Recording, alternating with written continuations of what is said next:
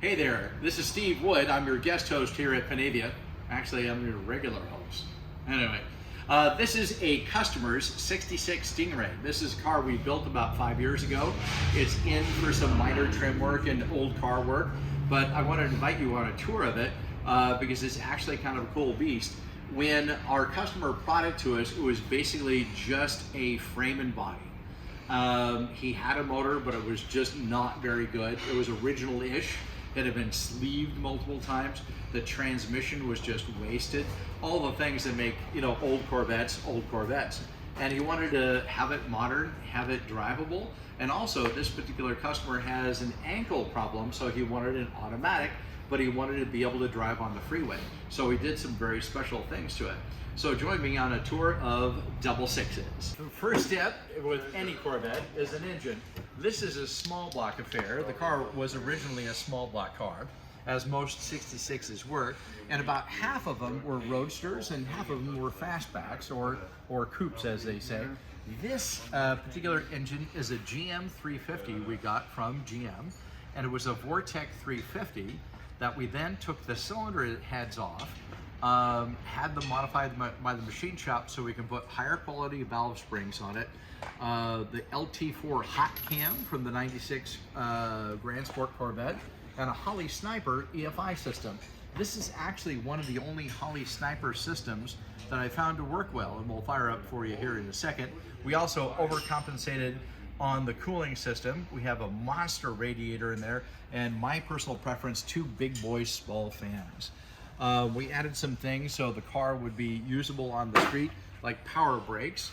And the calipers that our friend brought us with the car were those old Delco Moraine cast iron numbers. They're probably about 10 pounds a piece. Really good if you need to hold open a door. Not so good if you need to stop a car because they're all perfectly wasted and destroyed.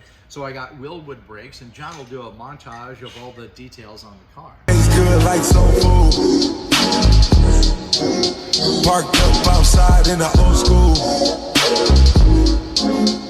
The new me back with the OU. The dog always finds his way back home, and it's so true. Later on, fall through and pop one. You know the motto, smoke something, drink something, pop one. Got your hand on my Glock while your ass rush.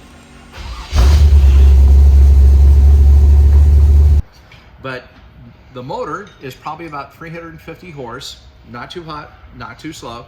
And behind it, we talked about earlier, our customer wanted to have an automatic, but drive it on the freeway in modern times. So we put a 200 R4 behind it. That's a GM transmission that came out of the Caprices and things. The secret to the 200 R4 is that it's shorter than the 700 R4, so you don't have to make nasty modifications to the car. The car came from GM as a stick shift, and many of you Corvette people will know that means that the cross member is welded in. The automatic cars, the cross member was a bolt-in, and we didn't want to cut the cross member, so we did an automatic conversion while maintaining the welded cross member. So the engine and transmission went in as a unit, and I wish I had pictures of that because that was an interesting day here. We put on headers and side pipes and things. He wanted side pipes. Interesting factoid about Corvette side pipes. Corvette had side pipes, I think, and someone's going to correct me in the comments, from I think 64 through 69 or so. Correct me in the comments, but all the years that the Corvettes had side pipes from the factory, they were not DOT approved. They just forgot to fill out that form one day at DOT. Eventually, the DOT made side pipes illegal on any car after, I think, 1969. But again, somebody correct me in the comments and let me know what's going on. But we're gonna go ahead and fire this up. And with the fuel injection, it's great because basically,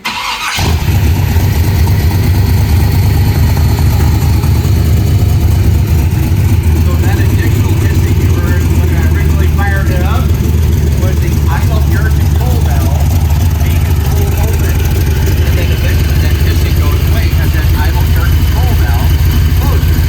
You can see it has a little rumbly of an idle, but it bakes right down to a good also put in a Borgeson power steering unit in this car. They make a wonderful unit, and literally it's a pleasure to drive. It drives basically like a mid-80s car by the time you're done. We updated the suspension and wheels and tires. Many interesting things happened in the 1960s, as we all know, and GM was no stranger to change. So the car came out in 63, 64, 65, pretty much the same tail end with some minor modifications. But 66, you had to have reverse lights, which means when you put your car into reverse, little lights come on in the back. From March 3rd of 66 forward, you have to have those in your car. How GM dealt with this in the 66 Corvette is they took what was previously 2 red taillights and put 1 clear light to have the reverse light be that inboard light. So you only had 1 actual taillight for 66. In 67, they went back to 2 lights for better visibility, and they put a big bathtub looking thing right in the middle.